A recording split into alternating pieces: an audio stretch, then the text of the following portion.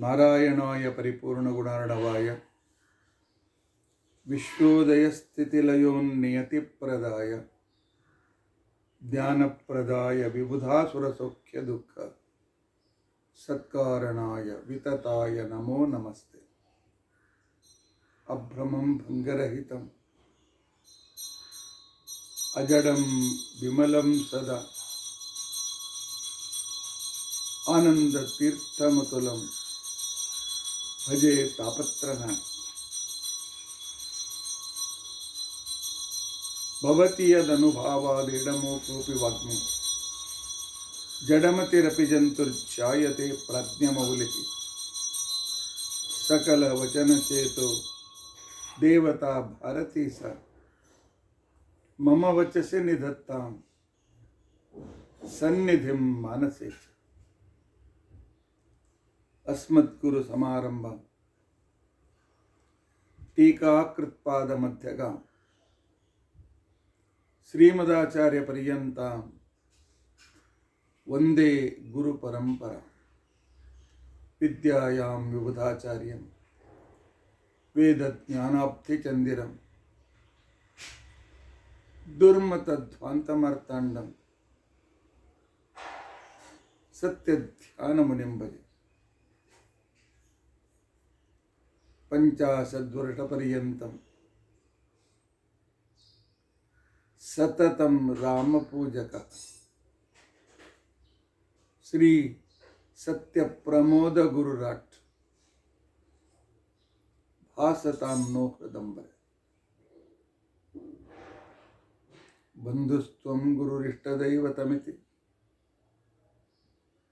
ತತ್ಪಾದ ಪಂಕೇರುಹಂ ಪ್ರಾಪ್ತಂ ಮಾಂ ಪರಿಪಾಲಯೇತಿ ಸತತಂ ಯಾಚೇ ನಿಬದ್ಧಾಂಜಲಿಃ.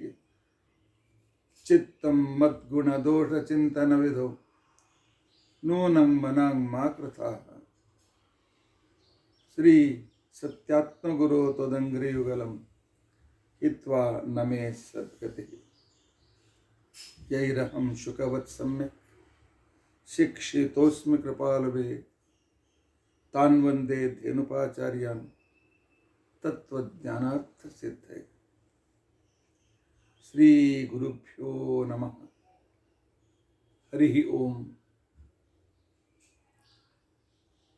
ಹರಿ ಓಂ. ಹರಿ ಓಂ. ಸ್ವಸ್ತಿಸ್ತು. ಅಶೇಷ ಸನ್ಮಂಗಲಾನಿ ಸಂತು. ಶ್ಲೋಕೈಕಶ್ರವಣಪಠನಮಾತ್ರೇಣ ವಕ್ತುಶ್ಚ ಶ್ರೋತॄಣಾಂ ನಿಖಿಲ ಕಲಿಕೃತ ಕಲ್ಮಷಾಪನೋದನಪಟುತರೆ ಧರ್ಮಾದ್ಯಖಿಲ ಪುರುಷಾರ್ಥ ಸಾಧನೆ ಭೂತೆ ಅದ್ಯ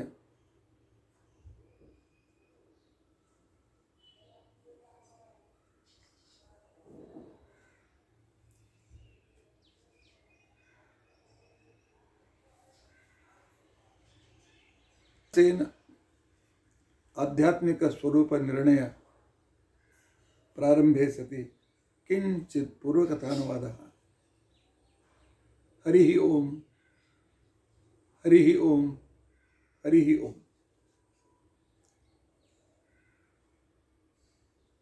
ಹರೇ ರಾಮ ಹರೇ ರಾಮ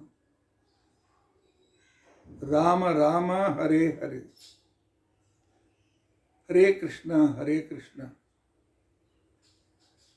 ಕೃಷ್ಣ ಕೃಷ್ಣ ಹರೇ ಹರೇ. ಹರೇ ರಾಮ ರಾಮ ರಾಮ ಹರೇ ಹರೇ. ಹರೇ ಕೃಷ್ಣ ಕೃಷ್ಣ ರಾಮ ಹರೇ ರಾಮ ರಾಮ ರಾಮ ಹರೇ ಹರೇ. ಹರೇ ಕೃಷ್ಣ ಕೃಷ್ಣ ಕೃಷ್ಣ ಹರೇ ಹರೇ. ಹರೇ ರಾಮ ರಾಮ ರಾಮ ಹರೇ ಹರೇ. ಹರೇ ಕೃಷ್ಣ ಕೃಷ್ಣ ಕೃಷ್ಣ ಹರೇ ಹರೇ. ಹರೇ ರಾಮ ರಾಮ ರಾಮ ಹರೇ ಹರೇ, ಹರೇ ಕೃಷ್ಣ ಹರೇ ಕೃಷ್ಣ, ಕೃಷ್ಣ ಕೃಷ್ಣ ಹರೇ ಹರೇ. ಶ್ರೀ ಗುರುಭ್ಯೋ ನಮಃ. ಹರಿ ಓಂ, ಹರಿ ಓಂ, ಹರಿ ಓಂ.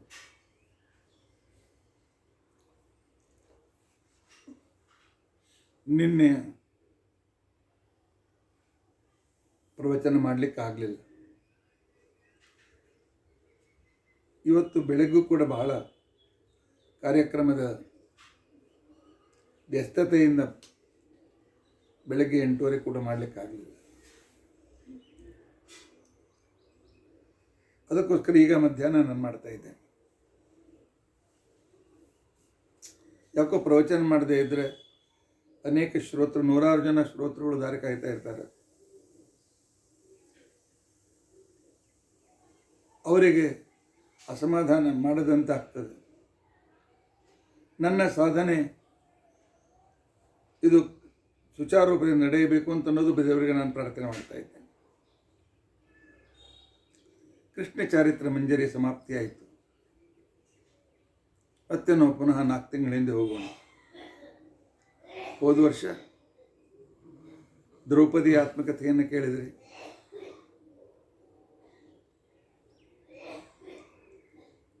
ಮತ್ತೆ ಭೀಮಸೇನನ ಬಗ್ಗೆ ಪ್ರಾರಂಭವಾಯಿತು.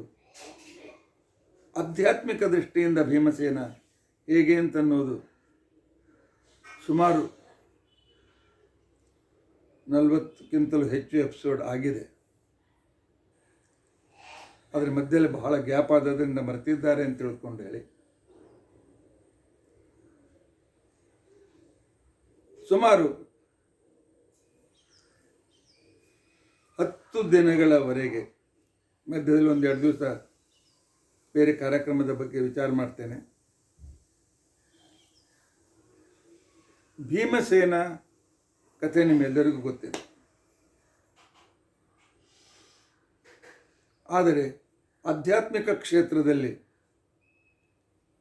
ಭೀಮನನ್ನು ನಾವು ಹೇಗೆ ಕಾಣಬೇಕು? ಯಾಕೆ ಆಚಾರ್ಯರು ಏವಂ ಅಧ್ಯಾತ್ಮನಿಷ್ಠಮ್ಮಿ ಭಾರತಂ ಸರ್ವಮುಚ್ಯತೆ ಅಂತ ಹೇಳಿದ್ದಾರೆ. ಪಾತ್ರಗಳನ್ನು ಆಧ್ಯಾತ್ಮಿಕ ದೃಷ್ಟಿಯಿಂದ ನಾವು ಅಭ್ಯಾಸ ಮಾಡಬೇಕು.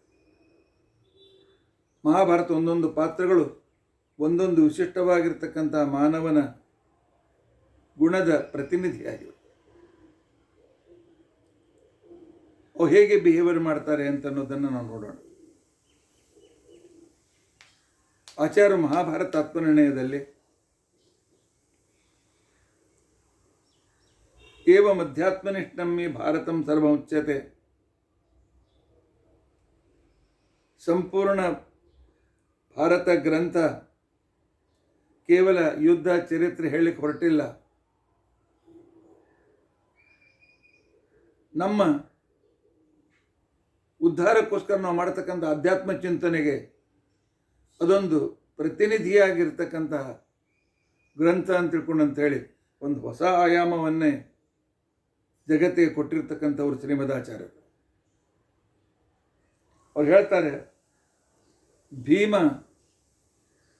ಅವನ ಚರಿತ್ರೆಯನ್ನು ಅಭ್ಯಾಸ ಮಾಡಬೇಕಾಗಿದ್ದರೆ ಭಕ್ತಿ, ಜ್ಞಾನಂ, ವೈರಾಗ್ಯಂ, ಪ್ರಜ್ಞಾ, ಮೇಧಾ, ಧೃತಿ, ಸ್ಥಿತಿ, ಯೋಗ, ಪ್ರಾಣೋ, ಬಲಂ ಚೈವ, ವೃಕೋದರ ಇತಿ ಸ್ಮೃತಃ ಅಂಥೇಳಿ ಮಹಾಭಾರತ ಆತ್ಮನಿರ್ಣಯದಲ್ಲಿ ಆಚಾರ್ಯರು ಹೇಳಿದ್ದಾರೆ. 10 ಗುಣಗಳ ಪ್ರತಿನಿಧಿ ಭೀಮಸೇನ. ಯಾಕಂದರೆ ಪರಮಾತ್ಮನ ನಂತರ ಜೀವೋತ್ತಮರು ವಾಯುದೇವರು. ವಾಯುದೇವರ ಅವತಾರಿಯಾಗಿರ್ತಕ್ಕಂಥ ಭೀಮಸೇನನು ಕೂಡ ಜೀವೋತ್ತಮನಾಗಿ ನಮ್ಮ ಪ್ರತಿ ಕ್ಷಣದ ಪ್ರತಿ ಸೆಕೆಂದಿಗೂ ಕೂಡ ನಮ್ಮ ಆರಾಧ್ಯನಾಗಿದ್ದಾನೆ ಭೀಮಸೇನ. ಯಾಕೆ? ನಮ್ಮ ಪ್ರತಿಯೊಂದು ಶ್ವಾಸೋಚ್ಛ್ವಾಸ ಈ ವಾಯುದೇವರೇ ಯಾವ ಅವತಾರ ಭೀಮಸೇನನೋ ಆ ವಾಯುದೇವರೇ ಇಲ್ಲಿ ಕೂತ್ಕೊಂಡು ಮಾಡ್ತಾ ಇದ್ದಾರೆ. ನಮ್ಮ ಪ್ರತಿಯೊಂದು ಶ್ವಾಸೋಚ್ಛ್ವಾಸದ ಜೊತೆಗೆ ನಾವು ವಾಯುದೇವರಿಗೆ ಭೀಮಸೇನನಿಗೆ ಕೃತಜ್ಞತೆಯನ್ನು ಅರ್ಪಿಸಬೇಕು. ಹನುಮ ಭೀಮ ಮಧ್ವರೇ ವಾಯುದೇವರ ಅವತಾರರು, ಅವರಿಗೆ ನಾವು ಆ ಕೃತಜ್ಞತೆಯನ್ನು ಅರ್ಪಿಸಬೇಕಾಗ್ತದೆ. ಭಕ್ತಿಯನ್ನು ಮಾಡಬೇಕು ಅಂತ ತಿಳ್ಕೊಂಡಂತಂದ್ರೆ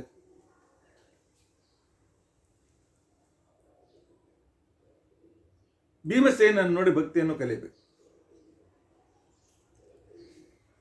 ಭಕ್ತಿಯ ಲಕ್ಷಣ ಏನು? ಮಹಾತ್ಮ ಜ್ಞಾನಪೂರ್ವಸ್ತು, ಭಗವಂತನ ವಿಷಯದಲ್ಲಿ ಸರಿಯಾದ ತಿಳುವಳಿಕೆ. ಆ ತಿಳುವಳಿಕೆ ಸುದೃಢ ಗಟ್ಟಿಮುಟ್ಟಾಗಿರ್ಬೇಕು. ಗಟ್ಟಿಮುಟ್ಟ ಅಂತಿಕೊಂಡಂತಂದ್ರೆ ಅಂತರಾಯ ಸಹಸ್ರೇಣಾಪಿ ಅಪ್ರತಿಬದ್ಧ. ಭಗವಂತ ನಿರವಧಿಕವಾದ ಪ್ರತಿಯೊಂದು ಇನ್ಫಿನಿಟ್ ಆದ ಅಂತಹ ಇನ್ಫಿನಿಟ್ ಗುಣಗಳಿಂದ ಭಗವಂತ ಯುಕ್ತನಾಗಿದ್ದಾನೆ. ಆ ಗುಣಗಳು ಕೂಡ ಕಲ್ಯಾಣ ಗುಣಗಳು, ನಮಗೆ ಮಂಗಲಕರವಾದ ಆ ಗುಣಗಳನ್ನು ಸ್ಮರಿಸಿದರೆ ನಮಗೆ ಮಂಗಲವಾಗ್ತದೆ.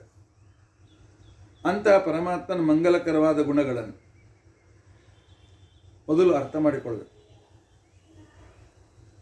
ಪರಮಾತ್ಮನ ಸರ್ವೋತ್ತಮತ್ವ, ಪರಮಾತ್ಮನ ಶ್ರೇಷ್ಠತ್ವ, ಉಪಕಾರಕರ್ತ ಒಂದೇ ಎರಡೇ,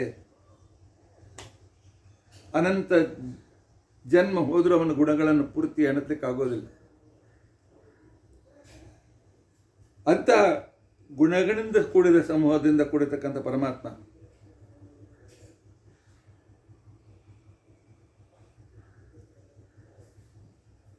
ಆ ಪರಮಾತ್ಮ ಸಕಲ ಗುಣ ಅನಂತಾನಂತ ನಿರವಧ್ಯ ಅನಂತಾನಂತ ಕಲ್ಯಾಣ ಗುಣಕಣತ್ವ ಜ್ಞಾನ. ಆನಂತರ ಸರ್ವತೋಧಿಕ ಆತ್ಮಾತ್ಮೀಯ ಸಮಸ್ತ ವಸ್ತುಭ್ಯ ಅನೇಕ ಗುಣಾಧಿಕ. ನಮ್ಮ ನಿಮ್ಮ ಎಲ್ಲರಿಗಿಂತಲೂ ಕೂಡ ಎಲ್ಲರೂ ಹೋದರೂ ನಡೀತದೆ, ಅವನನ್ನು ಬಿಟ್ಟಿರಲಿಕ್ಕಾಗೋದಿಲ್ಲ. ಹೋದ್ರು ನಡೀತದೆ ಅಂತ ತಿಳ್ಕೊಂಡು ಹೋಗ್ಲಿ ಅಂತ ನಾವು ಅನ್ನೋದಿಲ್ಲ. ಅವ್ರು ಯಾರು ನಮ್ಮ ಜೊತೆಗೆ ಬಂದವರಲ್ಲ. ಈಗ ಸಂಸಾರದಲ್ಲಿ ಮಾತ್ರ ನಮ್ಮ ಜೊತೆಯಲ್ಲಿದ್ದಾರೆ, ಮುಂದೆ ನಮ್ಮ ಜೊತೆಯಲ್ಲಿ ಯಾರೂ ಬರೋದಿಲ್ಲ. ಈ ದೇಹಕ್ಕೆ ಬರುವಾಗ ನನ್ನನ್ನು ಕೈ ಹಿಡಿದು ಕರೆದುಕೊಂಡು ಬಂದವನು ಪರಮಾತ್ಮನೇ. ಆಕಾಶದಿಂದ, ಮೋಡದಿಂದ, ಭೂಮಿಯ ಬೆಳೆಯಿಂದ, ತಂದೆಯಿಂದ, ತಾಯಿಯ ಗರ್ಭದಲ್ಲಿ ನನ್ನನ್ನು ಇಟ್ಟವನು ಆ ಹರಿಯೇ. ಇಲ್ಲದೆ ಇದ್ರೆ ಎಲ್ಲೋ ಬಿದ್ದುಕೊಂಡು ಹೋಗ್ತಿದ್ದೆ ನಾನು. ಆಕಾಶದಿಂದ ಬೀಳುವಾಗ ಎಲ್ಲೋ ಸಮುದ್ರದ ಮೇಲೆ ಬಿದ್ದೋಗಿರೋ ಉಪ್ಪಿನ ನೀರಿನಲ್ಲೇ ದುಃಖ ಅನುಭವಿಸ್ಬೇಕಾಗ್ತದೆ. ಇಲ್ಲ, ಪರಮಾತ್ಮ ನಮ್ಮ ಮೇಲೆ ಅಷ್ಟು ಉಪಕಾರ ಮಾಡಿದ್ದಾನೆ. ಆದ್ದರಿಂದಾಗಿ ಅವನು ನಮ್ಮೆಲ್ಲರಿಗಿಂತಲೂ ಶ್ರೇಷ್ಠ. ಬಿಟ್ಟು ಹೋಗುವಾಗ ನಮ್ಮನ್ನು ಕರೆದುಕೊಂಡು ಹೋಗುವವನು ಅವನೇ, ಯಾರು ನಮ್ಮ ಜೊತೆಗೆ ಬರೋದಿಲ್ಲ. ಈಗಿನ ಜೀವನದ ಶೈಲಿಯಲ್ಲಿಯೂ ಕೂಡ, ಈಗಿನ ಜೀವನದ ಶೈಲಿಯಲ್ಲಿ ಎಲ್ಲರೂ ಬ್ಯುಸಿ. ಮಕ್ಕಳು ತಮ್ಮ ತಮ್ಮ ಉದ್ಯೋಗದಲ್ಲಿರ್ತಾರೆ, ಹೊಟ್ಟೆ ತುಂಬಿಸ್ಕೊಳ್ಬೇಕು. ಆನಂತರ ಈಗಿನ ಸೊಸೆಯಂದರು ಕೂಡ ಕೆಲಸ ಮಾಡ್ತಕ್ಕಂಥವರು ಸರ್ವಸಾಮಾನ್ಯವಾಗಿ ಎಲ್ಲೋ 10%, 15% ಕೆಲಸ ಮಾಡದೇ ಇರತಕ್ಕಂಥವ್ರು ಇರ್ಬೋದು. 85% ಈಗಿನ ಎಲ್ಲ ಸೊಸೆಯಂದರು ಕೂಡ ಮನೆಯಿಂದೇ ಇರಲಿ, ಆಫೀಸಿಗೆ ಹೋದ್ರೆ ಆಗಲಿ, ಅದರಲ್ಲಿ ಬ್ಯುಸಿ ಇರ್ತಾರೆ. ಅವ್ರು ಭೇಟಿಯಾಗೋದು ಬೆಳಿಗ್ಗೊಮ್ಮೆ, ರಾತ್ರಿ ಊಟದ ಬೆಳ್ಳಕ್ಕೊಮ್ಮೆ ಅಷ್ಟೇ.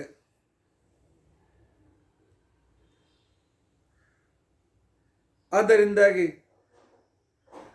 ನಮ್ಮ ಜೊತೆಗೆ ನಮ್ಮ ಸುಖ ದುಃಖವನ್ನು ಹೇಳ್ಕೊಳ್ಳಿಕ್ಕೆ ಇರ್ತಕ್ಕಂಥವನು ದೇವರು ಒಬ್ಬನೇ. ಈಗ ಜೀವಂತ ಇದ್ದಾಗಲೂ ಸಹಿತ ಮೊಮ್ಮಕ್ಕಳು ತಮ್ಮ ಶಾಲೆ ಕ್ಲಾಸು ಅದರಲ್ಲಿ ಆಸಕ್ತರಾಗಿರ್ತಾರೆ. ಬಂಧು ಬಾಂಧವರು ಆವಾಗ ಈಗ ಫೋನಲ್ಲಿ ಮಾತನಾಡ್ತಾರೆ. ಹೋಗುವಾಗಂತೂ ಎಲ್ಲರೂ ನಮ್ಮ ಜೊತೆಗೆ ಯಾರು ಬರೋದಿಲ್ಲ. ಇರಲಿ ಇರಲಿ ಅಂತ ಹಗಲು ರಾತ್ರಿ ಶ್ರಮಪಟ್ಟು ಗಳಿಸಿದ ಹಣ ನನ್ನ ಜೊತೆಯಲ್ಲಿ ಬರೋದಿಲ್ಲ. ಅದು ಅಲ್ಲೇ ಉಳಿತದೆ. ಎಲ್ಲಿಟ್ಟಿದ್ದೇವೆ ಅಲ್ಲೇ ಉಳಿತದೆ. ಬ್ಯಾಂಕ್ನಲ್ಲಿ ಇಟ್ಟಿದ್ರೆ ಬ್ಯಾಂಕಿನಲ್ಲಿ ಅಥವಾ ಪಾಟ್ನಲ್ಲಿ.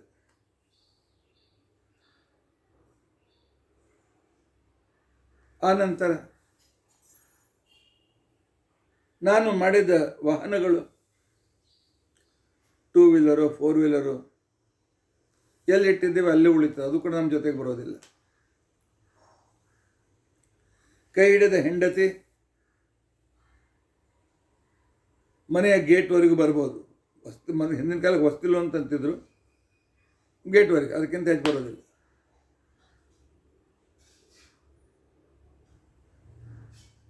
ಆನಂತರ ಮಕ್ಕಳು, ಬಂಧು ಬಾಂಧವರು, ಮಿತ್ರರು ಸ್ಮಶಾನದವರೆಗೆ ಬರ್ತಾರೆ. ಈ ದೇಹ ಚಿತೆಯವರೆಗೂ ಬರ್ತಾರೆ.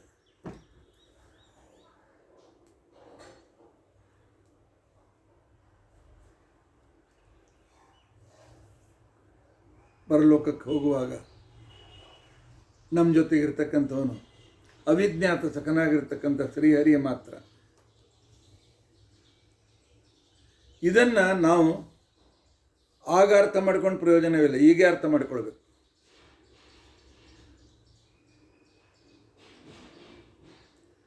ಇದೇ ಈ ಸಂದರ್ಭದಲ್ಲಿ ಅರ್ಥ ಮಾಡಿಕೊಳ್ಬೇಕು. ಆದ್ದರಿಂದಾಗಿ ಆತ್ಮಾತ್ಮೀಯ ಸಮಸ್ತ ವಸ್ತುಭ್ಯ ಅನೇಕ ಗುಣಾಧಿಕ. ನಾನು, ನನ್ನ ಹೆಂಡತಿ, ಮಕ್ಕಳು, ಬಂಧು ಬಾಂಧವರು ಇವ್ರಿಗಿಂತ ಅನಂತ ಪಾಲು ದೊಡ್ಡವನು ಪರಮಾತ್ಮ. ಅಷ್ಟೇ ಉಪಕಾರಕನು ಕೂಡ ಹೌದು. ಉಪಕಾರಕನಾದ್ದರಿಂದಾಗಿ ಅವನ ಉಪಕಾರವನ್ನು ಸ್ಮರಿಸುವುದೇ, ಸ್ಮರಿಸ್ತಾ ಇರುವಾಗ ಒಂದು ಕ್ಷಣ ಅವನನ್ನು ಬಿಟ್ಟಿರ್ಲಿಕ್ಕೆ ಆಗೋದಿಲ್ಲ. ಅದೇ ಪ್ರೀತಿ ಅಂತ ಅನ್ಸ್ಕೊಳ್ತದೆ, ಅದೇ ಪ್ರೇಮ ಅಂತ ಅನ್ಸ್ಕೊಳ್ತದೆ. ಆದರೆ ಭಗವಂತ ನನಗೆ ಉಪಕಾರಕ ಅಂತನ್ನೋ ಪ್ರೀತಿ ನಮ್ಮಲ್ಲಿ ಎಷ್ಟು ಗಟ್ಟಿಯಾಗಿದೆ ಅಂತ ಅನ್ನೋದಕ್ಕೋಸ್ಕರ ಶ್ರೀಹರಿ ನಮ್ಮನ್ನು ಪರೀಕ್ಷೆ ಮಾಡ್ತಾ ಇರ್ತಾನೆ. ಆಗಾಗ ಸಮಸ್ಯೆಗಳನ್ನು ತಂದೊಡ್ತಾನೆ. ಸಮಸ್ಯೆಗಳಿಂದ ಅವನು ನನ್ನನ್ನು ಮರೆತು ಬಿಡ್ತಾನೋ, ಬೈತಾನೋ, ಅಥವಾ ನನ್ನನ್ನೇ ನೆನೆಸ್ಕೊಂಡು ನನ್ನ ಅನುಗ್ರಹದಿಂದ ಮುಂದುವರಿತಾನೋ ಅಂತ ತಿಳ್ಕೊಂಡು ಪರಮಾತ್ಮ ಪರೀಕ್ಷೆ ಮಾಡ್ತಾನೆ. ಅಂತರಾಯ ಸಹಸ್ರಾಯಣಾಪಿ, ಬೇಕಾದಷ್ಟು 1000 ವಿಘ್ನಗಳು ಬರಲಿ, ಪರಮಾತ್ಮ ಆದದ್ದಾಯಿತು, ನಿನ್ನ ಸ್ಮರಣೆ ಮಾತ್ರ ನನಗೆ ಯಾವಾಗಲೂ ಇರಲಿ ಅಂತ ಹೇಳಿದ್ದಾನೆ. ಬಂದದ್ದೆಲ್ಲ ಬರಲಿ, ಗೋವಿಂದನ ದಯವೊಂದಿರಲಿ. ಇದು ಭಕ್ತಿಯ ಪರಿಭಾಷೆ. ಪರಮಾತ್ಮನ ಹೊರತು ಬೇರೆ ಯಾರೂ ನನಗಲ್ಲ ಅಂತನ್ನು ಪ್ರೀತಿಯನ್ನು ಮಾಡಿದ ವ್ಯಕ್ತಿ ಭೀಮಸೇನ. ನಾಗರಳ್ಳಿ ಆಚಾರ್ಯ, ನೀವು ಹೇಳಿದ್ರೆ ಆಯ್ತೇನು, ನಿಮಗೆಷ್ಟು ಗೊತ್ತಿದೆ? ನಾ ಹೇಳೋದಿಲ್ಲಪ್ಪ. ನಾವು ಗುರುಗಳು ಹೇಳಿದ್ದನ್ನು ತಿಳಿದುಕೊಂಡು, ಯಥಾಶಕ್ತಿ ತಿಳಿದುಕೊಂಡು ನೆನೆಸ್ತೇವೆ ಅಷ್ಟೇ. ಅದಕ್ಕಿಂತ ಹೆಚ್ಚಿಗೆ ಗೊತ್ತಿಲ್ಲ. ಆದರೆ ಭಕ್ತಿಯಲ್ಲಿ ದೇವತೆಗಳಲ್ಲಿ ಅತ್ಯಂತ ಶ್ರೇಷ್ಠ ಭಕ್ತಿ ಯಾರದು ಅಂತ ತಿಳ್ಕೊಂಡಂತನ್ನೋದನ್ನು ಆಚಾರ್ಯ ಮಹಾಭಾರತ ಆತ್ಮನಿರ್ಣಯದಲ್ಲಿ ಹೇಳ್ತಾರೆ. ಬ್ರಹ್ಮಣ ಪರಮಾ ಭಕ್ತಿ. ಬ್ರಹ್ಮ ಅಂತಂದರೆ ವಾಯುದೇವರು ಇಬ್ಬರು. ಭಕ್ತಿಯೇ ಪರಮಭಕ್ತಿ. ಭೀಮಸೇನ ಇದೇ ವಾಯುದೇವರ ಅವತಾರನಾದ್ದರಿಂದಾಗಿ ಭೀಮಸೇನನ ಭಕ್ತಿ ಎಲ್ಲರಿಗಿಂತಲೂ ಶ್ರೇಷ್ಠವಾದ ಭಕ್ತಿ. ಇಂಥ ಅನೇಕ ವಾಕ್ಯಗಳು ಮಹಾಭಾರತ ಪುರಾಣಾದಿಗಳಲ್ಲಿ ನಮಗೆ ಸಿಗ್ತದೆ.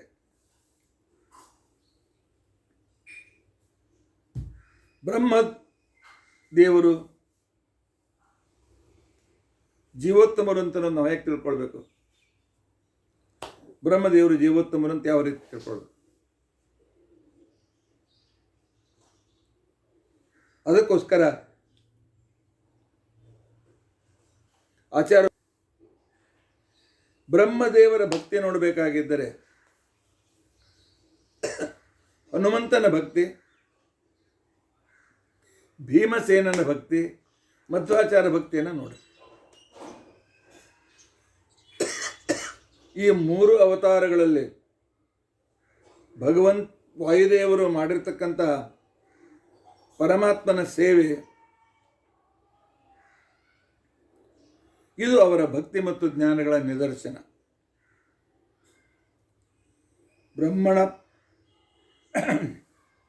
ಬ್ರಹ್ಮಾದಿಕಶ್ಚ ದೇವೇಭ್ಯ ಶೇಷಾತ್ ರುದ್ರಾದಿತೀರಿತಃ. ಶೇಷದೇವರಿಗಿಂತಲೂ ರುದ್ರದೇವರಿಗಿಂತಲೂ ಇವನು ಹೆಚ್ಚು ಪ್ರಿಯ. ನಮಗೆ ಹೇಗೆ ಗೊತ್ತಾಗಬೇಕು?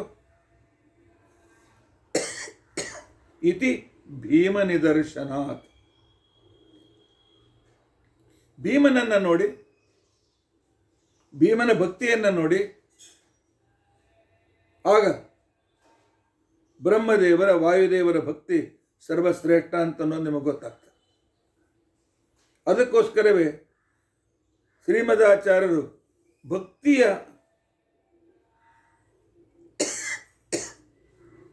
ಶ್ರೇಷ್ಠ ಭಕ್ತಿಯ ಸ್ವರೂಪ ಭೀಮಸೇನ. ಏನಪ್ಪ ಭೀಮಸೇನ ಗರುಡ ಶೇಷ ರುದ್ರರಿಗಿಂತಲೂ ಶ್ರೇಷ್ಠನಾಗಿದ್ದಾನೆ, ಇಂದ್ರಾದಿಗಳಿಗಿಂತಲೂ ಶ್ರೇಷ್ಠನಾಗಿದ್ದಾನೆ ಅಂತನ್ನೋ ಪ್ರಶ್ನೆಗೆ ಹೌದು ಅಂತ ಉತ್ತರ. ಯಾಕೆ? ಆಚಾರ್ಯ ತಾತ್ಪರ್ಯದಲ್ಲಿ ಹೇಳ್ತಾರೆ ಭೀಮ ನಿದರ್ಶನ. ಭೀಮನನ್ನ ನೋಡಿ, ಭೀಮನೇ ವಾಯುದೇವರು, ಆ ವಾಯುದೇವರೇ ಮುಂದೆ ಬ್ರಹ್ಮದೇವರು. ಆದ್ದರಿಂದ ಬ್ರಹ್ಮವಾಯುಗಳ ಭಕ್ತಿ ಉಳಿದವರಿಗಿಂತಲೂ ಶ್ರೇಷ್ಠವಾಗಿದೆ. ಯಾಕೆ? ಅವರಿಗಿಂತಲೂ ಶ್ರೇಷ್ಠ ಕಾರ್ಯವನ್ನು ಮಾಡಿದ್ದಾನೆ ಭೀಮಸೇನ, ಹನುಮಂತ ದೇವರು, ಮಧ್ವಾಚಾರ್ಯರು. ಸದ್ಯಕ್ಕೆ ನಾವು ಹನುಮ ಮತ್ತು ಮಧ್ವಾವತ ಅವರನ್ನು ಗೃಹೀತವಾಗಿಟ್ಕೊಳ್ಳೋಣ, ಭೀಮನಲ್ಲಿ ಅಂತರ್ಗತವಾಗಿ. ಭೀಮನ ಪಾತ್ರವನ್ನು ನೋಡೋಣ. ಅಶ್ವತ್ಥಾಮಾಚಾರ್ಯರನ್ನು ಅನೇಕ ಸಲ ಸೋಲಿಸಿದ ಕೀರ್ತಿ ಭೀಮಸೇನರದು.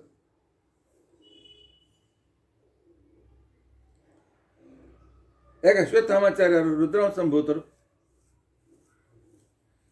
ರುದ್ರಾಂಶಂಭೂತರನ್ನ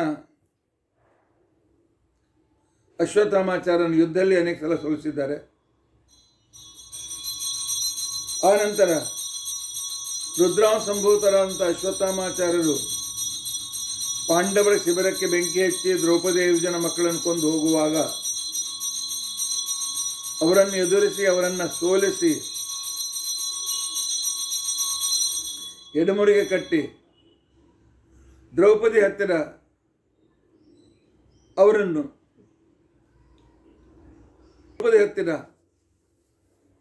ತಗೋ ನಿನ್ನ ಮಕ್ಕಳನ್ನು ಕೊಂದು ಏನು ಮಾಡ್ತೀವಿ ಮಾಡು ಅಂತ ತಿಳ್ಕೊಂಡು ತಂದು ಹಾಕಿರ್ತಕ್ಕಂಥವ್ರು ಭೀಮಸೇನ ದೇವರು. ಇದರಿಂದಲೇ ರುದ್ರದೇವರಿಗಿಂತ ಶ್ರೇಷ್ಠ ಅಂತ ಅನ್ನೋದು ಗೊತ್ತಾಗ್ತದೆ. ಇನ್ನು ಶೇಷದೇವರು ಶೇಷಾವತಾರ ಬಲರಾಮದೇವರು. ಬಲರಾಮದೇವರಿಗೆ 18 ಸಲ ಜರಾಸಂಧನ ಎದುರಾಗಿ ಬಂದರೂ ಕೂಡ ಅವನನ್ನು ಕೊಲ್ಲಕ್ಕಾಗಲಿಲ್ಲ. ಬಲರಾಮ ಶೇಷಾವತಾರಿಯಾದ ಬಲರಾಮನಿಂದ ಆಗದ ಜರಾಸಂಧನ ವಧವನ್ನು ಮಾಡಿ ತೋರಿಸಿರ್ತಕ್ಕಂಥವರು ಭೀಮಸೇನ ದೇವರು. ಅಷ್ಟೇ ಅಲ್ಲ, ಅರ್ಜುನನ ಕಡೆಯಿಂದ ಆಗದ ಕೆಲಸವನ್ನು ಭೀಮಸೇನ ಅನೇಕ ಸಲ ಮಾಡಿರುವುದನ್ನು ನಾವು ನೋಡೋಣ. ಬಾಲ್ಯದಲ್ಲಾಗಲಿ, ಅರಗಿನ ಮನೆಯಿಂದ ಹೊರಗೆ ಬೀಳೋದರಿಂದ ಬೀಳೋ ಸಂದರ್ಭದಲ್ಲಾಗಲಿ ಅರ್ಜುನನ ಸಂರಕ್ಷಣೆ ಮಾಡಿದವರು ಭೀಮಸೇನ ದೇವರು. ಅರ್ಜುನನಿಗೆ ಕೀರ್ತಿ ಬರಲಿ ಅಂತ ತಿಳ್ಕೊಂಡಂತೇಳಿ ಮಾಡಿದವರು ಭೀಮಸೇನ ದೇವರು.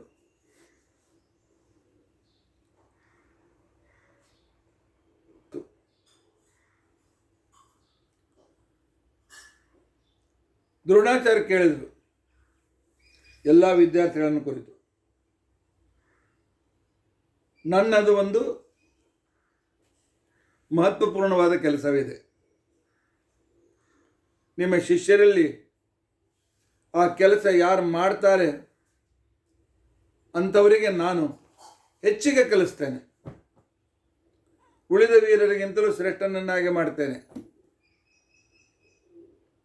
ಅಂದಾಗ ಜೀವೋತ್ತಮರ ದೇವರು ಭೀಮಸೇನ ನಾನು ಮಾಡ್ತೇನೆ ಅಂತ ಅನ್ಬೇಕಾಗಿತ್ತು.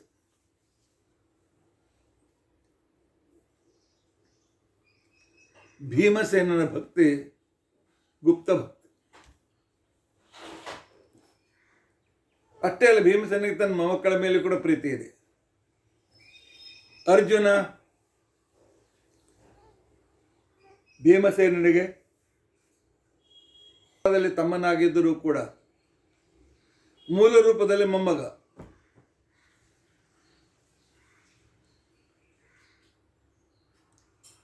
ಆದ್ದರಿಂದಾಗಿ ಅವನಿಗೆ ಕೀರ್ತಿ ಸಿಗಲಿ ಅಂತ ತಿಳ್ಕೊಂಡಂತೇಳಿ ನಾನೆಲ್ಲ ಮಾಡಬಹುದು, ದ್ರೋಣಾಚಾರ್ಯ ಹೇಳಿದ ಎಲ್ಲ ಕೆಲಸ ಮಾಡಲಿಕ್ಕಾಗ್ತದೆ, ಆದರೆ ನನ್ನ ಅರ್ಜುನನಿಗೆ ಕೀರ್ತಿ ಸಿಗಲಿ ಅಂತ ತಿಳ್ಕೊಂಡಂತೇಳಿ ಅವನನ್ನು ಹುರಿದಿಂಬಿಸಿ ಹೇಳಿ ಪ್ರತಿಜ್ಞೆ ಮಾಡು ಅಂತ ತಿಳ್ಕೊಂಡಂತೇಳಿ ಎಬ್ಬಿಸಿದವರು ಭೀಮಸೇನ ದೇವರು.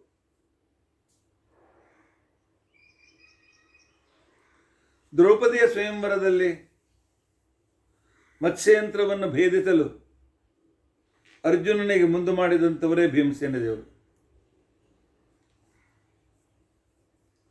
ಭೀಮಸೇನ ದೇವರ ಎದುರಿಗೆ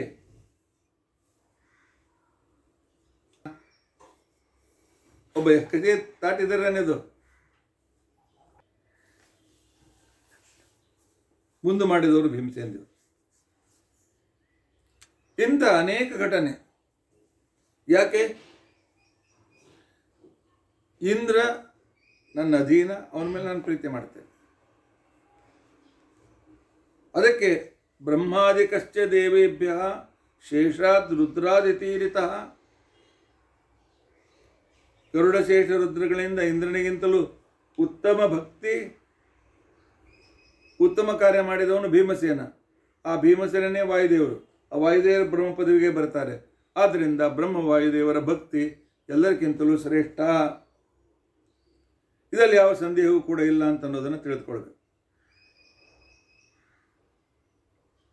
ಅಷ್ಟೇ ಅಲ್ಲ, ಪರಮಾತ್ಮನದ ನಿಯಮ ಇದೆ, ಯತ್ರ ವಾಯು ತತ್ರ ಹರಿ. ಎಲ್ಲಿ ವಾಯುದೇವರು ಅಲ್ಲಿ ಪರಮಾತ್ಮ ಇರ್ತಾನೆ. ಯಾರಿಗೆ ಅವರನ್ನು ಪರಮಾತ್ಮ ಸಂರಕ್ಷಣೆ ಮಾಡ್ತಾನೆ. ಉದಾಹರಣೆಗೆ ರಾಮಾಯಣ ಕಾಲದಲ್ಲಿ ರಾವಣನನ್ನು ಸೋಲಿಸಲು ಸಮರ್ಥನಾಗಿರ್ತಕ್ಕಂಥ ವ್ಯಕ್ತಿ ವಾಲಿ. ಯಾಕೆ? ವಾಲಿಯ ಜೊತೆಗೆ ರಾವಣ ಯುದ್ಧ ಮಾಡಲಿಕ್ಕೆ ಬಂದಾಗ ವಾಲಿ ಸಂಧ್ಯಾವಂದನ ಮಾಡ್ತಾ ಇದ್ದಾನೆ. ರಾವಣ ಅವರಿಗೆ ಯುದ್ಧಕ್ಕೆ ಆಹ್ವಾನ ಮಾಡಿದ್ದ. ಏನಪ್ಪ, ನನ್ನ ಏಕಾಗ್ರತೆ ಭಂಗ ಬರ್ತಾ ಇದ್ದೇನೆ ಅಂತೇಳಿ ವಾಲಿ ಆ ರಾವಣಗೆ ಹೊಡೆದು ಅವನನ್ನು ಎತ್ತಿ ತನ್ನ ಕಂಕುಳದಲ್ಲಿ ಇಟ್ಕೊಂಡ್ಬಿಟ್ಟ. ಆದರೂ ಕೃಷ್ಣ ರಾಮದೇವರು ಅವನ ಸಹಾಯ ಬೇಡಲಿಲ್ಲ. ಅವ್ರಿಗೆ ಯಾರು ಸಹಾಯ ಬೇಕಾಗಿಲ್ಲ, ಮಾತು ಬೇರೆ. ಅವನ ಸೇವೆಯನ್ನು ಸ್ವೀಕರಿಸಲಿಲ್ಲ. ಯಾಕೆ? ವಾಯುದೇವರು ಸುಗ್ರೀವನ ಪಕ್ಷಕ್ಕೆ ಇದ್ದರು. ವಾಯುದೇವರು ಎಲ್ಲಿರ್ತಾರೆ ಅಲ್ಲಿ ಪರಮಾತ್ಮ ಇರ್ತಾರೆ. ಇದೇ ಅವರ ಭಕ್ತಿಯ ವೈಶಿಷ್ಟ್ಯತೆ. ಅದಕ್ಕೋಸ್ಕರವೇ ದಾಸರಾಯರು ಸ್ಪಷ್ಟ ಹೇಳಿದರು, ಹನುಮನ ಮತವೇ ಹರಿಯ ಮತ ಅಂತ ತಿಳ್ಕೊಂಡಂತೇಳಿ. ಆದ್ದರಿಂದಾಗಿ ಅದೇ ಕೃಷ್ಣಾವತಾರದಲ್ಲಿ ಅದೇ ವಾಲಿ ಇಂದ್ರ ಅರ್ಜುನ ಹುಟ್ಟಿದಾಗ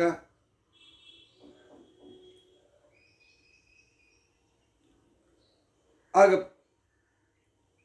ಪರಮಾತ್ಮ ಅರ್ಜುನನ್ನು ಸಂರಕ್ಷಣೆ ಮಾಡಿದ, ಸುಗ್ರೀವನನ್ನು ಬಿಟ್ಬಿಟ್ಟ. ಅಂದು ಸುಗ್ರೀವ ಅಂದರೆ ಸೂರ್ಯನ ಅಂಶ, ಸೂರ್ಯನ ಅವತಾರ. ಅಂದು ಸೂರ್ಯನ ಜೊತೆಗೆ ವಾಯುದೇವರಿದ್ದರು ಅಂತ ತಿಳ್ಕೊಂಡು ಅಂತ ಹೇಳಿ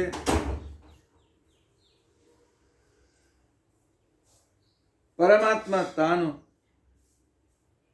ಇಂದ್ರನ ಬದಲಾಗಿ ಸೂರ್ಯನಿಗೆ ಸಂರಕ್ಷಣೆ ಕೊಟ್ಟ.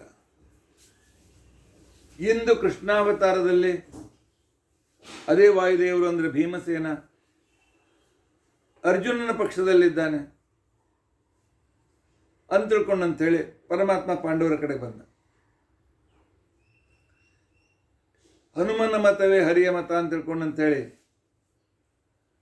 ಅನ್ನುವ ಪದ್ಯದ ಪ್ರಕಾರ ಅಥವಾ ಯತ್ರ ವಾಯು ತತ್ರ ಹರಿಹಿ ಅಂತಕ್ಕಂಥ ಉಕ್ತಿಯ ಪ್ರಕಾರ ವಾಯುದೇವರ ಮೇಲೆ ಪರಮಾತ್ಮ ಮಾಡುವ ಆ ಭಕ್ತಿಯಿಂದಲೇ ಗೊತ್ತಾಗ್ತದೆ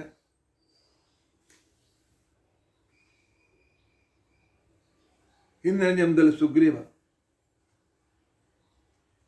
ಆದರೆ ಕರ್ಣನಾಗಿ ಹುಟ್ಟಾದಾಗ ಪರಮಾತ್ಮವನ್ನು ದೂರದಲ್ಲೇ ಇಟ್ಟ.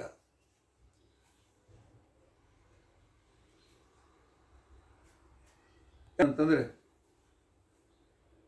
ಕರ್ಣ ವಾಯುದೇವರ ಪಕ್ಷಕ್ಕೆ ಬರಲಿಲ್ಲ, ಸುಗ್ರೀವ ವಾಯುದೇವರ ಪಕ್ಷಕ್ಕೆ ಬರಲಿಲ್ಲ, ದುರ್ಯೋಧನ ಪಕ್ಷಕ್ಕೆ ಹೋದ. ಪರಮಾತ್ಮನ ಕೈ ಬಿಟ್ಬಿಟ್ಟ. ಅಷ್ಟೇ ಅಲ್ಲ, ಒಂದು ಸಂಶಯ ಬರ್ತದೆ.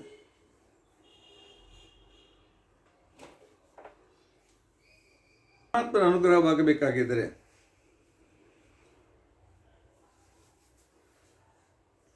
ಭಕ್ತಿ ಪ್ರಮುಖವಾದ ಪ್ರಧಾನ. ಭಕ್ತಿಶ್ಚ ತತ್ಸಾಧನ. ಭಕ್ತಿ ಇದ್ದಲ್ಲಿ ಪರಮಾತ್ಮ ಅನುಗ್ರಹ ಮಾಡ್ತಾನೆ. ಭಗವದ್ಗೀತೆಯು ಅದನ್ನು ಹೇಳ್ತಾರೆ. ಶ್ರೀಮನ್ ಮಧ್ವಮತೆ ಹರಿಪರತರಹ ಅನ್ನುವ ಶ್ಲೋಕದಲ್ಲಿ ಭಕ್ತಿಶ್ಚ ತತ್ಸಾಧನಂ, ಪರಮಾತ್ಮನ ಅನುಗ್ರಹದಿಂದ ಪಡೆಯಬೇಕಾದ ಮೋಕ್ಷಕ್ಕೆ ಭಕ್ತಿ ಬೇಕು. ಭಕ್ತಿ ಅಂತಂದ್ರೆ ಏನು? ಪರಮಾತ್ಮನಿಗೆ ಪ್ರಿಯನಾಗುವುದು, ಪರಮಾತ್ಮನಲ್ಲಿ ಪ್ರೀತಿ ಮಾಡೋದು, ಅವನ ಪ್ರೀತಿಗೆ ಪಾತ್ರನಾಗುವುದು. ಪರಮಾತ್ಮನ ಪ್ರೀತಿಗೆ ದೇವತೆಗಳಲ್ಲಿ ಯಾರು ಪ್ರಾಪ್ತ ಆಗಿದ್ದಾರೆ?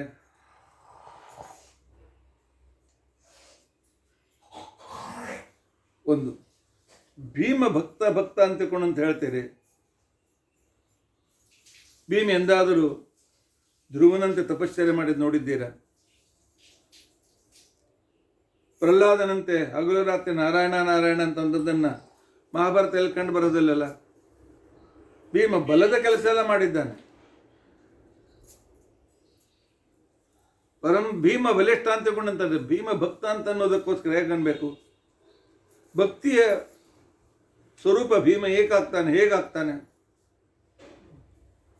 ಅನ್ನೋದಕ್ಕೋಸ್ಕರ ನಮ್ಮ ಪ್ರಶ್ನೆಗೆ ಉತ್ತರ ಆಚಾರ್ಯರು ನಿರ್ಣಯದಲ್ಲಿ ಕೊಟ್ಬಿಡ್ತಾರೆ. ಮಹಾಭಾರತಾತ್ಮ ನಿರ್ಣಯದಲ್ಲಿ ಪರಮಾತ್ಮ ಯಾವ ರೂಪದಿಂದ ಭೂಮಿಗೆ ಬಂದಿರ್ತಾನೆ, ಅವನ ರೂಪದಲ್ಲಿ ಅವನಿಗೆ ಬೇಕಾದ ರೀತಿಯಲ್ಲಿ ಕೆಲಸ ಮಾಡುವುದೇ ಅದು ಭಕ್ತಿ.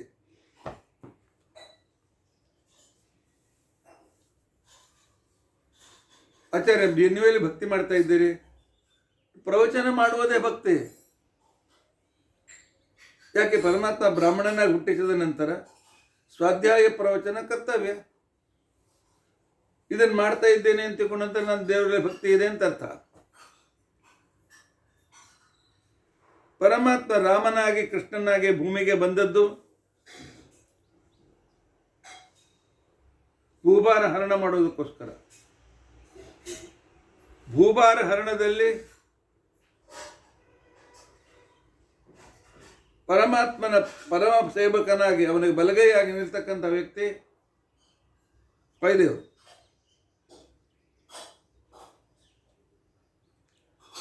ಆದ್ದರಿಂದಲೇ ಭೂಭಾರ ಹರಿಣೋ ವಿಷ್ಣು, ಪರಮಾತ್ಮ ಭೂಭಾರವನ್ನು ದೂರ ಮಾಡೋದಕ್ಕೋಸ್ಕರ ಬಂದಾಗ ಅವನ ಆಜ್ಞೆಯಂತೆ ಭೂಭಾರವನ್ನು ಸಾಕಷ್ಟು ಕಡಿಮೆ ಮಾಡಿದ ವ್ಯಕ್ತಿ ಭೀಮಸೇನ. ಮಾಘದಾದಿ ವದಾದ್ದೇವ ದುರ್ಯೋಧನ ವದಾದಪಿ. ಆಗಿನ ಕಾಲದ ಒಂದು ಮಾಫಿಯಾ ಗ್ರೂಪ್, ದುಷ್ಟರ ಗ್ರೂಪ್, ಟೆರರಿಸ್ಟ್ ಗ್ರೂಪ್ ಮೊದಲನೇ ಜನರೇಷನ್ ಜರಾಸಂಧ, ಎರಡನೇ ಜನರೇಷನ್ ದುರ್ಯೋಧನ. ಆ ಮೊದಲನೇ ಜನರೇಷನ್ ಜರಾಸಂಧನನ್ನು ಕೊಂದವನು ಭೀಮಸೇನ. ಆನಂತರ ಕಲಿಯ ಭೂಮಿಯಲ್ಲಿ ಬಂದದ್ದು ದುರ್ಯೋಧನ.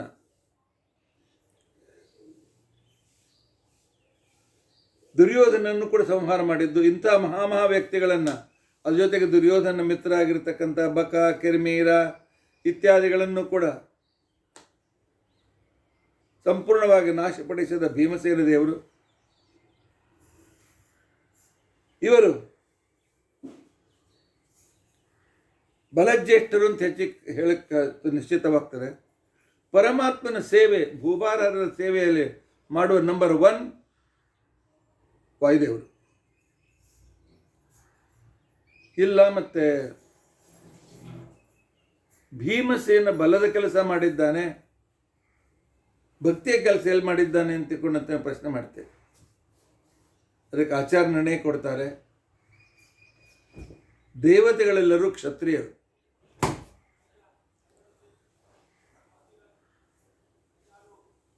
ವಾಯುದೇವರಿಂದ ಪ್ರಾರಂಭ ಮಾಡಿ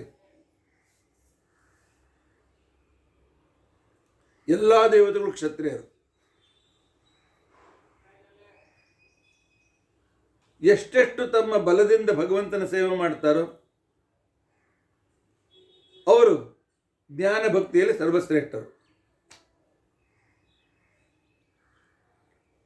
ರಾಮ ಮತ್ತು ಕೃಷ್ಣಾವತಾರ ಇವು ಬಲಾವತಾರಗಳು. ಪರಿತ್ರಾಣಾಯ ಸಾಧೂನಾಂ ವಿನಾಶಾಯ ಚ ದುಷ್ಕೃತ. ಈ ಕಾಲದಲ್ಲಿ ಬಲದಿಂದ ಭೂಭಾರಣಕ್ಕೆ ಯಾರ್ಯಾರು ಕಾರಣರಾಗಿದ್ದಾರೋ ಅವರೆಲ್ಲರೂ ಪರಮಾತ್ಮನ ಭಕ್ತರೇ. ಅದರಲ್ಲಿ ಕೂಡ ಕ್ಷತ್ರಿಯನಾದಂಥವನು ಬಲರೂಪದಿಂದಲೇ ಪರಮಾತ್ಮನ ಸೇವೆಯನ್ನು ಮಾಡಬೇಕು. ಅದಕ್ಕೋಸ್ಕರವೇ ತಾತ್ಪರ್ಯದಲ್ಲಿ ಆಚಾರ್ಯ ಪ್ರತ್ಯೇಕವಾಗಿ ಹೇಳ್ತಾರೆ, ದೇವೇಶು ಬಲಿನಾಮೇವ ಭಕ್ತಿ ಜ್ಞಾನೇನ ಚಾನ್ಯಥಾ. ದೇವತೆಗಳಲ್ಲಿ ಯಾರು ಮಹಾಬಲಿಷ್ಠರೋ ಅವರೇ ಪರಮಾತ್ಮನಲ್ಲಿ ಹೆಚ್ಚು ಭಕ್ತಿ ಮತ್ತು ಜ್ಞಾನವುಳ್ಳವರು. ಇದೊಂದು ಮಾತು ನೆನಪಿಟ್ಕೊಳ್ತಾರೆ. ಭೀಮಸೇನ ಬಲಕಾರ್ಯವನ್ನು ಮಾಡಿದ. ಅರ್ಜುನನಂತೆ ಕೃಷ್ಣನ ಕಾಲು ಹಿಡಿಯಲಿಲ್ಲ. ಅವನ ಭಕ್ತ ಹೇಗೆ ಅಂತನ್ನೋ ಪ್ರಶ್ನೆಗೆ ಆಚಾರ್ಯ ಕೊಡ್ತಾರೆ, ದೇವತೆಗಳಲ್ಲಿ ಇವರೆಲ್ಲ ದೇವತೆಗಳು, ಭೂಮಿಗೆ ಬಂದವರು. ಯೋ ಬಲಜ್ಯೇಷ್ಠ ಕ್ಷತ್ರಿಯೇಷು ಸ ಉತ್ತಮ ದೇವೇಶು ಬಲಿನಾಮೇವ ಭಕ್ತಿ ಜ್ಞಾನೇನ ಚಾನ್ಯತ. ಭಕ್ತಿ ಮತ್ತು ಜ್ಞಾನ ಇವೆರಡು ಯಾವ ದೇವತೆ ಹೆಚ್ಚು ಬಲಿಷ್ಠನಾಗಿದ್ದಾನೆ ಅವನಲ್ಲಿ ಹೆಚ್ಚಾಗಿವೆ. ಅಂಥವನೇ ಭಗವಂತನಿಗೆ ಪ್ರಿಯನಾಗ್ತಾನೆ.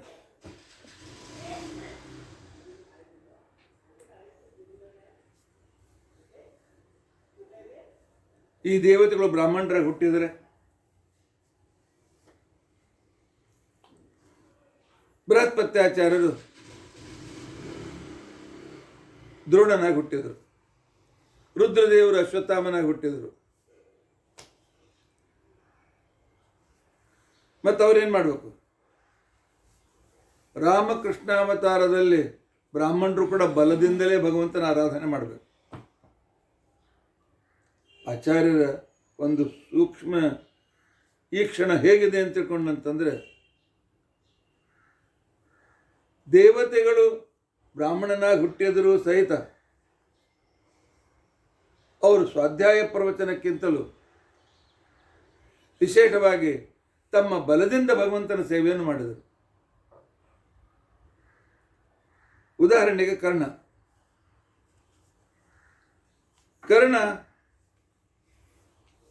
ಪರಮ ಭಗವದ್ಭಕ್ತ. ಯಾಕಂದ್ರೆ ಯಾವುದು ಸೂರ್ಯನ ಅವತಾರ, ಪರಶುರಾಮ ದೇವರ ಅನನ್ಯ ಸೇವೆಯನ್ನು ಮಾಡಿ ಅವರ ಅನುಗ್ರಹಕ್ಕೆ ಪಾತ್ರನಾಗಿ ಜಗದ್ವಿಜಯಿ ಭವ ಅಂತ ತಿಳ್ಕೊಂಡಂತೇಳಿ ಆಶೀರ್ವಾದವನ್ನು ತೆಗೆದುಕೊಂಡಿರ್ತಕ್ಕಂಥವನು ಕಾರಣ.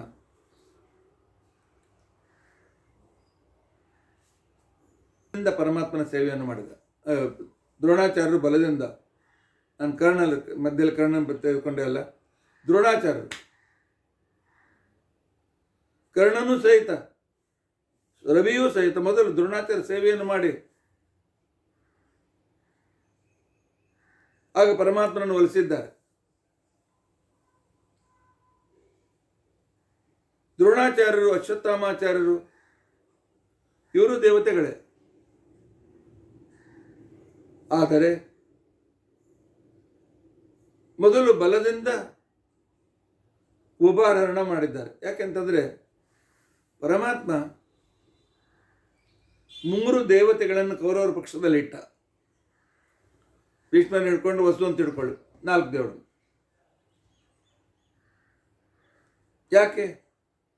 ಪಾಂಡವರ ಪಕ್ಷದಲ್ಲಿಯೂ ಕೂಡ ಬಂದಿರತಕ್ಕಂಥವರು ಸ್ವರೂಪತಃ ಕೆಲವರು ಕೆಟ್ಟವರು ಇರ್ಬೋದು,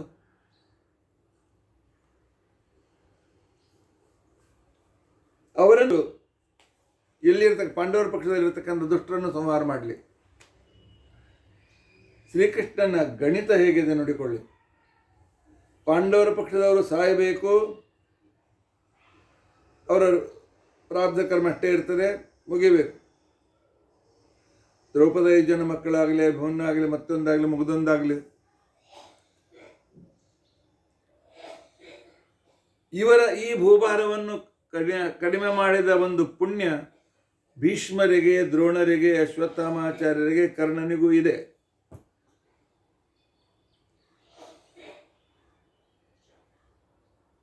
ಸೂರ್ಯ ಪರಮಭಕ್ತ ಭಗವಂತನದು. ಆದರೆ ಭೂಮಿಗೆ ಬಂದಾಗ ಅನ್ನದ ಒಂದು ದೋಷದಿಂದಾಗಿ ಅವನು ದುರ್ಯೋಧನ ಪಕ್ಷವನ್ನು ಹಿಡಿದ.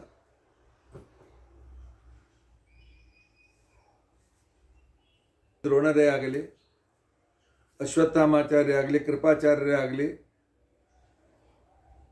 ಕರ್ಣನೇ ಆಗಲಿ ಕೌರವರ ಪರವಾಗಿ ದುಡಿದರು. ಮೊದಲು ತಮ್ಮ ಗುರುಗಳನ್ನು ಸಂತೋಷಪಡಿಸಿರ್ತಕ್ಕಂಥ ವ್ಯಕ್ತಿಗಳು. ಆದರೆ ಕರ್ಣನ ಪುಣ್ಯ ಹೆಚ್ಚಾಗಿತ್ತು. ವಾಲಿ ಬಹಳ ತನ್ನ ಯೋಗ್ಯತೆ ಮೀರಿ ಸೇವೆ ಮಾಡಿದ ರಾವಣನು. ಅದಕ್ಕೆ ಅವನ ಪುಣ್ಯವನ್ನು ಕಡಿಮೆ ಮಾಡೋದಕ್ಕೋಸ್ಕರ ಆ ಕರ್ಣ, ಆ ರುದ್ರದೇವರು ಪಾಂಡವರ ದ್ವೇಷ ಮಾಡಲಿಕ್ಕೆ ಭಗವಂತ ಭಕ್ತರ ದ್ವೇಷ ಅಂದರೆ ಪರಮಾತ್ಮನ ದ್ವೇಷ ಇದ್ದಂತೆ. ಕರ್ಣ ಡೈರೆಕ್ಟಾಗಿ ಪರಮಾತ್ಮನ ಸೇವೆ ಮಾಡಿದ್ರೆ ನಮಗೆ ಕಂಡು ಬರದೇ ಇದ್ದರೂ ಕೂಡ ಇಂಡೈರೆಕ್ಟ್ ಆಗಿ ಪರಮಾತ್ಮನ ಸೇವೆಯನ್ನೇ ಮಾಡಿದ. ಆದರೆ ಪುಣ್ಯ ಹೆಚ್ಚಾಗಿತ್ತು ಅಂತ ತಿಳ್ಕೊಂಡು ಅಂತೇಳಿ ದುರ್ಯೋಧನ ಪಕ್ಷಕ್ಕೆ ಹೋಗಿ ಕಳೆದುಕೊಂಡ. ಇದೆಲ್ಲ ಉದಾಹರಣೆ ನಾಲ್ಕು ಯಾಕೆ ಹೇಳಿಕೆ ಬಂದೆ ಅಂತ ತಿಳ್ಕೊಂಡಂತಂದರೆ,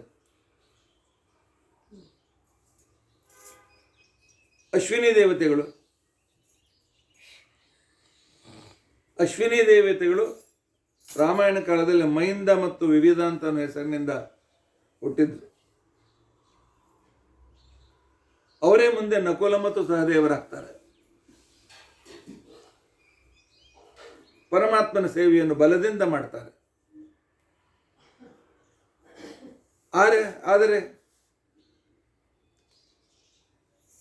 ಪರಮಾತ್ಮನ ವಿಷಯದಲ್ಲಿ ತಪ್ಪು ಮಾಡ್ತಾರೆ.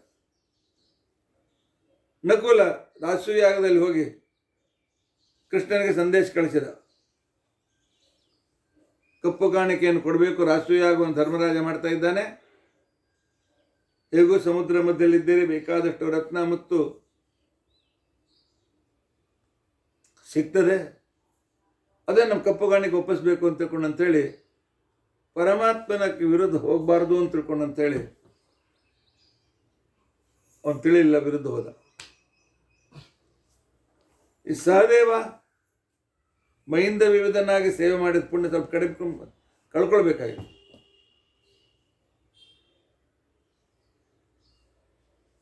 ಸಹದೇವ ಏನು ಮಾಡ್ತಾನೆ, ಸಂಪೂರ್ಣ ಮಹಾಭಾರತ ಯುದ್ಧದಲ್ಲಿ ಎರಡೂ ಕಡೆ ಜನ ನಾಶವನ್ನು ಹೊಂದಿದರು. ಆದರೆ ಅದಕ್ಕೆ ಕಾರಣ ಕೃಷ್ಣ ನೀನೇ ಅಂತ ತಿಳ್ಕೊಂಡಂತೇಳಿ ಸಹದೇವ ಕೃಷ್ಣನಿಗೆ ದೋಷ ಕೊಡ್ತಾನೆ. ಆದರೆ ಇಂಥ ತಪ್ಪು ಭೀಮಸೇನದೇವರು ಮಾಡಿದರೆ ಉಳಿದ ದೇವತೆಗಳೆಲ್ಲ ತಪ್ಪು ಮಾಡಿದ್ದಾರೆ. ಲಕ್ಷ್ಮಣ ಶೇಷನಾಗಿ ಶೇಷಾವತಾರಿಯಾದ ಲಕ್ಷ್ಮಣ ಪರಮಾತ್ಮನ ಪರಿಪರಿ ಸೇವೆಯನ್ನು ಮಾಡಿದ. ಆದರೆ ಅವನೇ ಬಲರಾಮನಾಗಿ ಅಣ್ಣನಾಗಿ ಹುಟ್ಟಿ ಕೃಷ್ಣನ ಮೇಲೆ ಸಂಶಯ ತೆಗೆದುಕೊಂಡ. ದೇವರ ವಿಷಯದಲ್ಲಿ ಸಂಶಯ ಅಂತಕೊಂಡಂತ ಅನ್ನೋದು ಪ್ರೀತಿಯಲ್ಲಿ ಭಂಗವಾದಂತೆ, ಭಕ್ತಿಯಲ್ಲಿ ಭಂಗವಾದಂತೆ. ಆದರೆ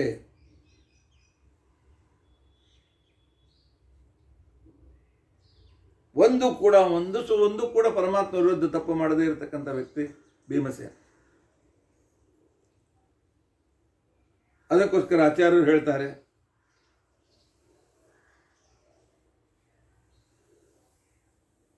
ಅಧಿಕೈಯ್ಯ ಕೃತಂ ತತ್ರ ತೈರೂನಂ ಕೃತಮತ್ರ ತತ. ರಾಮಾವತಾರ ಮತ್ತು ಕೃಷ್ಣಾವತಾರದಲ್ಲಿ ದೇವತೆಗಳು ಎಷ್ಟೆಷ್ಟು ಭಗವಂತನ ಸೇವೆ ಮಾಡಿದ್ದಾರೆ ಆ ಪ್ರಕಾರ ಅವರ ತಾರತಮ್ಯ. ಕರ್ಣ ಅವನು ದ್ರೋಣಾಚಾರ್ಯ ಪರಶುರಾಮದೇವರ ಸೇವೆ ಮಾಡಿ ಎಲ್ಲ ವಿಶೇಷತೆ ಗಳಿಸಿದರೂ ಸಹಿತ ತನ್ನ ಪುಣ್ಯಕ್ಕಿಂತ ಹೆಚ್ಚು ಯೋಗ್ಯತೆಗಿಂತ ಹೆಚ್ಚು ಪುಣ್ಯ ಮಾಡಿದ್ದರಿಂದಾಗಿ ಅವನು ಪರಮಾತ್ಮನ ವಿರುದ್ಧ ಹೋಗಿ ತನ್ನ ಪುಣ್ಯವನ್ನು ಕಳೆದುಕೊಂಡಿದ್ದಾನೆ. ಆ ನಂತರ ಅಂಗದ ಇವನು ಚಂದ್ರಾವತಾರಿ. ರಾಮದೇವರ ಸೇವೆಯನ್ನು ವಿಶೇಷವಾಗಿ ಮಾಡಿದ. ಆದರೆ ಕೃಷ್ಣಾವತಾರದಲ್ಲಿ ಅಭಿಮನ್ಯುವಿನಲ್ಲಿ ಆವಿಷ್ಟನಾಗಿ ಬಂದ ಚಂದ್ರ. ಅಭಿಮನ್ಯು ಬುಧ ಅವತಾರ, ಅದರಲ್ಲಿ ಅಭಿಮನ್ಯುನಲ್ಲಿ ಚಂದ್ರ ಮತ್ತು ಅಗ್ನಿಗಳ ವಿಶೇಷವಾಗಿರ್ತಕ್ಕಂಥ ಆವೇಶ ಇತ್ತು. ಆದ್ದರಿಂದಾಗಿ ಅಲ್ಲಿ ಹೆಚ್ಚು ಸೇವೆಯನ್ನು ಮಾಡಿದ, ಅಂಗದನಾಗಿ ಪರಮಾತ್ಮನ ಸೇವೆಯನ್ನು ಮಾಡಿದ.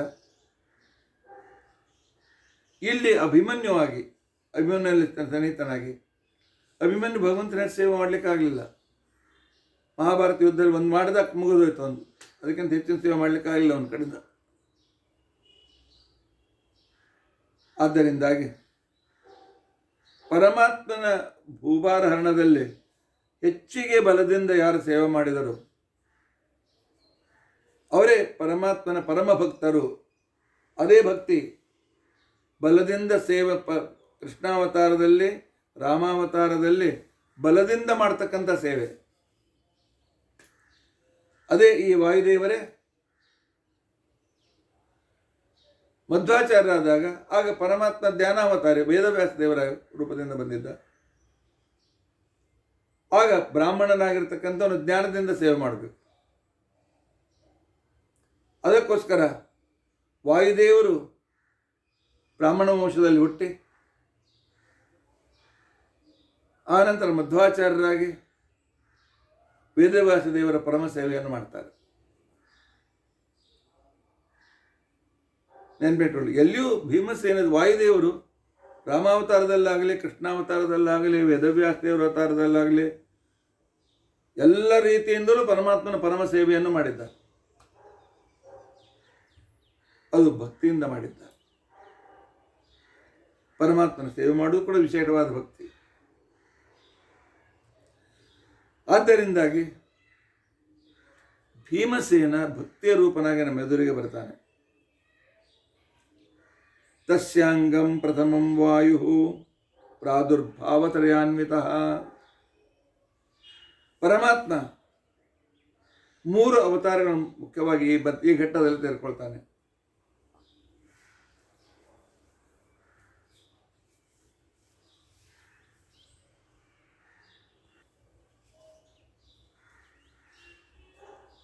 ತಾತ್ಪರ್ಯದಲ್ಲಿ ಹೇಳ್ತಾರೆ, ಭೂಭಾರಹರಣದಲ್ಲಿ, ರಾಮಾವತಾರದಲ್ಲಿ, ಕೃಷ್ಣಾವತಾರದಲ್ಲಿ ಬಲರೂಪದಿಂದ, ವೇದವ್ಯಾಸ ದೇವರ ಅವತಾರದಲ್ಲಿ ಗ್ರಂಥ ರಚನಾ ಜ್ಞಾನಪ್ರಸಾದ ರೂಪದಿಂದ ಭೂಭಾರವನ್ನು ದೂರ ಮಾಡಿರ್ತಕ್ಕಂಥ ಪ್ರಪ್ರಥಮ ವ್ಯಕ್ತಿ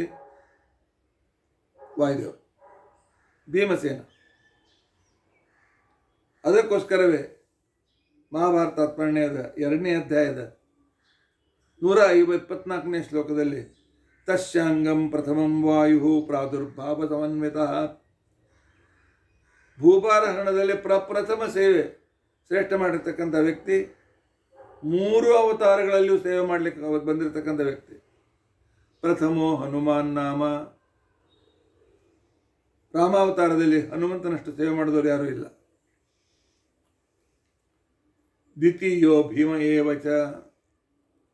ಭೀಮ ಪಾಂಡವರ ಪಕ್ಷದಲ್ಲಿ ಇದ್ದುಕೊಂಡು ಕೃಷ್ಣನ ಅನುಗ್ರಹದಿಂದ 11ರಲ್ಲಿ 6 ಕ್ಷೇಣಿಸನ್ನು ಒಬ್ಬತ್ತನೇ ಸಂಹಾರ ಮಾಡಿದ.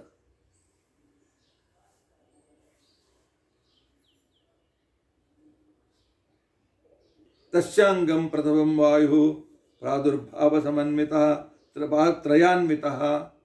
ಪ್ರಥಮೋ ಹನುಮಾನ್ ನಾಮ ದ್ವಿತೀಯೋ ಭೀಮ ಏವ ಚ. ಪೂರ್ಣಪ್ರಜ್ಞಸ್ತೃತೀಯಸ್ತು ಭಗವತ್ ಕಾರ್ಯ ಸಾಧಕಃ. ರಾಮಕೃಷ್ಣಾವತಾರದಲ್ಲಿ ಬಲದಿಂದ ಭಕ್ತಿಯನ್ನು ಮಾಡಿರ್ತಕ್ಕಂತಹ ವಾಯುದೇವರು ಅಲ್ಲಿ ಪ್ರಥಮರು.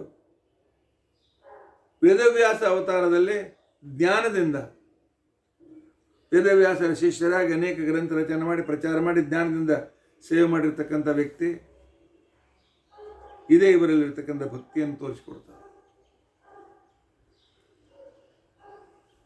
ಇವರು ಪರಮಾತ್ಮನ ವಿರೋಧ ಎಂದಿಗೂ ಮಾಡಲಿಲ್ಲ, ವ್ಯವಹಾರದಲ್ಲೂ ಕೂಡ ಮಾಡಲಿಲ್ಲ.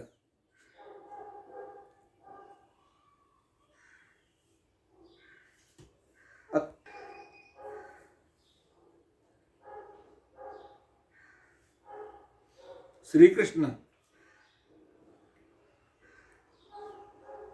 ಪಾಂಡುರಾಜನ ಮರಣಾನಂತರ ಪಂಚಪಾಂಡವರು ಹಸ್ತಿನಾವತಿಗೆ ಬಂದ ಮೇಲೆ ಅವರಿಗೆ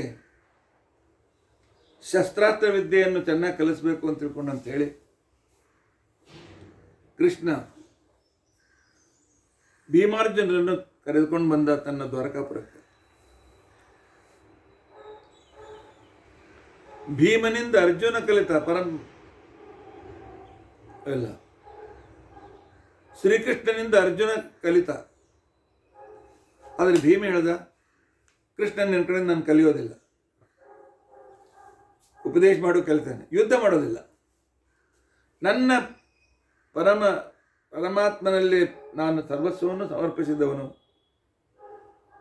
ಯುದ್ಧ ಕಲಿಯಬೇಕಾಗಿದ್ದು ಅಂದ್ಕೊಂಡು ಪರಸ್ಪರ ಸ್ಪರ್ಧೆಯಾಗಿ ಗುರುಗಳ ಮೇಲೂ ಕೂಡ ವಾರ ಮಾಡಬೇಕಾಗ್ತದೆ.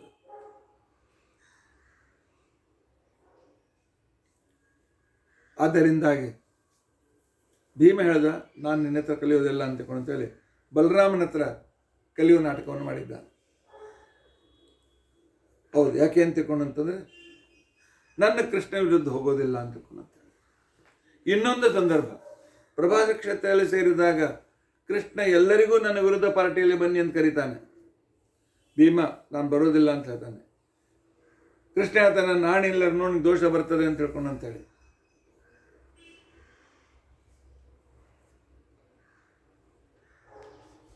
ಪರಮಾತ್ಮನ ವಿರುದ್ಧ ಯುದ್ಧವೂ ಮಾಡಬಾರದು, ತನ್ನ ಧರ್ಮವನ್ನು ಪರಿಪಾಲನೆ ಮಾಡಿಕೊಳ್ಬೇಕು ಅಂತೇಳಿ ಒಂದು ನಿಮಿಷ ರಥದ ಚಕ್ರವನ್ನು ಗಟ್ಟಿಯಾಗಿ ಹಿಡಿದುಕೊಂಡು ಬದಿಗೆ ಸರಿದ್ಬಿಟ್ರು. ಸರಿದು ಆ ನಂತರ ಭೀಮಸೇನ ದೇವರು ಹೇಳಿದ ನಿನ್ನ ಮಾತನ್ನು ನಾನು ಪರಿಪಾಲನೆ ಮಾಡಿದ್ದೇನೆ ಅಂತ. ಅಂದರೇನು? ಹನುಮತ್ ಅವತಾರದಲ್ಲಿ, ಭೀಮಾವತಾರದಲ್ಲಿ ರಾಮಕೃಷ್ಣರನ್ನು ಪರಿಪರಿಯಾಗಿ ಸೇವೆ ಮಾಡಿರ್ತಕ್ಕಂಥ ವ್ಯಕ್ತಿ, ಅವರು ಭೂಭಾರಹ್ಣದಲ್ಲಿ ಪ್ರಥಮವಾಗಿರ್ತಕ್ಕಂಥ ವ್ಯಕ್ತಿ ವಾಯುದೇವರು. ವಾಯುದೇವರು ಎಂದಿಗೂ ಪರಮಾತ್ಮ ವಿರುದ್ಧವಾಗಿರ್ತಕ್ಕಂಥ ಯಾವ ಕಾರ್ಯವನ್ನು ಮಾಡಲಿಲ್ಲ. ಇದನ್ನು ನಾವು ತಪ್ಪದೇ ಅರ್ಥ ಮಾಡಿಕೊಳ್ಳೋದು. ಅಂದರೆ ರಾಮಾವತಾರದ ಹನುಮಂತನಾಗಿ,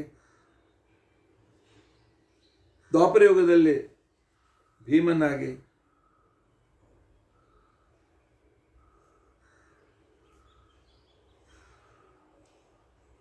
ಕಲಿಯುಗದಲ್ಲಿ ಮಧ್ವರಾಗಿ, ಅಲ್ಲಿ ಎರಡು ಅವತಾರದಲ್ಲಿ ಬಲ ಕಾರ್ಯ, ಈ ಅವತಾರದಲ್ಲಿ ಜ್ಞಾನ ಕಾರ್ಯ ಮಾಡಿರ್ತಕ್ಕಂತಹ ಭೀಮಸೇನ ಆಗಲಿ ಹನುಮ ಭೀಮ ಮೂರು ಜನ ಮಧ್ವ ಮೂರು ಜನ ಸೇರಿ ಒಂದು ಮಾತನ್ನು ಹೇಳ್ಬೋದು, ಪರಮಾತ್ಮನ ಭಕ್ತಿಯಲ್ಲಿ ಇವರು ಪರಮಶ್ರೇಷ್ಠರು. ಬಲಾವತಾರದಲ್ಲಿ ಬಲದಿಂದ, ಜ್ಞಾನಾವತಾರದಲ್ಲಿ ಜ್ಞಾನದಿಂದ ಭಗವಂತನ ವಿಶಿಷ್ಟವಾದಂಥ ಸೇವೆ ಮಾಡಿದ ವ್ಯಕ್ತಿ ಇದೇ ಭೀಮಸೇನ. ಭೀಮಸೇನ ಕಲಿಬೇಕು, ಭಕ್ತಿ ಮಾಡಬೇಕು ಅಂದ್ರೆ ಹೇಗೆ ಅಂತ ತಿಳ್ಕೊಂಡಂತೆ ಪರಮಾತ್ಮನಿಗೆ ಬೇಕಾದ ಎಲ್ಲ ಅನುಕೂಲವನ್ನು ಮಾಡಿಕೊಟ್ಟು ಎಲ್ಲ ಸಂದರ್ಭದಲ್ಲಿಯೂ ಅವನ ಜೊತೆಯಲ್ಲಿರ್ತಕ್ಕಂಥ ವ್ಯಕ್ತಿ ವಾಯುದೇವರು. ಆ ವಾಯುದೇವರ ಅವತಾರರೇ ಭೀಮ. ಆದ್ದರಿಂದ ಭೀಮ ಭಕ್ತಿಯ ಪ್ರತಿನಿಧಿ. ಅದನ್ನು ಇನ್ನೂ ಸ್ವಲ್ಪ ವಿವರಣೆ ನಾಳಿನ ದಿವಸ ಮಾಡಲಿಕ್ಕೆ ಪ್ರಯತ್ನಿಸೋಣ. ಇತಿ ಅದ್ಯ ಕಥಾ ಪ್ರಸಕ್ತಿ. ಹರೇ ರಾಮ ರಾಮ ರಾಮ ಹರೇ ಹರೇ, ಹರೇ ಕೃಷ್ಣ ಕೃಷ್ಣ ಕೃಷ್ಣ ಹರೇ ಹರೇ. ಉಗ್ರಂ ವೀರಂ ಮಹಾವಿಷ್ಣುಂ ಜ್ವಲಂತಂ ಸರ್ವತೋಮುಖಂ ನೃಸಿಂಹಂ ಭೀಷಣಂ ಭದ್ರಂ ಮೃತ್ಯುಂ ನಮಾಮ್ಯಹಂ. ಅಕ್ಷಯಮಯಸ್ಮಿನ್ ಪರೇ ಸ್ವರ್ಪಿತಂ ಪ್ರಕ್ಷಯಂ ಯಾಂತಿ ದುಃಖಾನಿ ಅನ್ನಾಮದ. ಅಕ್ಷರೋ ಯೋಜನ ಸರ್ವದೇವಾಮೃತ ಕುಕ್ಷಿಗಂ ಯಸ್ಯ ವಿಶ್ವಂ ಸದಾ ಜಾತಿಕಂ ಪ್ರೀಣಯಾಮೋ ವಾಸುದೇವಂ ದೇವತಾ ಮಂಡಲ. ಶ್ರೀಕೃಷ್ಣಾರ್ಪಣಮಸ್ತು. ಶ್ರೀಕೃಷ್ಣ.